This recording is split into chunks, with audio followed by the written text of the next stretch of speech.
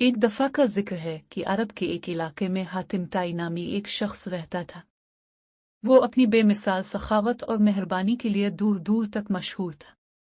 लोग उसकी इस खूबी का जिक्र करते थे कि वो दूसरों की मदद करने के लिए अपनी हर चीज़ कुर्बान करने के लिए तैयार रहता था, चाहे वो किसी को जानता हो या नहीं। एक दिन एक गरीब मुसाफिर हातिम ताई के गांव आया। उसने हातिम की सखावत की कहानियां सुन रखी थी और उससे मदद मांगने का इरादा किया। जब वो वहां पहुंचा तो देखा कि हातिम अपनी झोंपड़ी के सामने बैठा हुआ था और उसके अर्द गिर्द लोग जमा थे।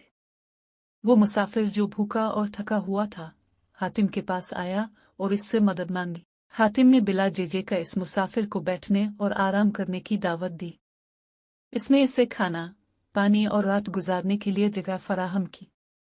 मुसाफिर हातिम की मेहरबानी से मुतासिर हुआ और पूछा, अब हर एक के साथ, हता कि मेरे जैसे अजनबियों के साथ भी, इतने मेहरबान क्यों हैं? हातिम ताई ने मुस्कुराकर जवाब दिया, सखावत सबसे बड़ी नेकी है जो किसी के पास हो सकती है। दौलत और माल आर्जी हैं, लेकिन जो अच्छे काम हम दूसरों के लिए करते हैं वो हमेशा रहते हैं।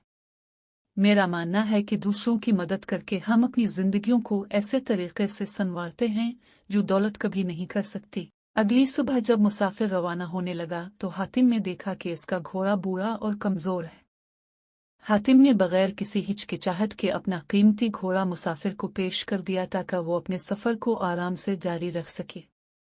मुसाफिर हातिम की इस मेहरबानी पर हैरान रह गया और आंखों में आंसू भरकर उसका शुक्रिया अदा किया। जब वो मुसाफिर नया घोड़ा लेकर रवाना हुआ तो उसे एहसास हुआ कि हातिम ताई की असल दौलत इसके माल और असबाब में नहीं बल्कि इसके दिल में थी।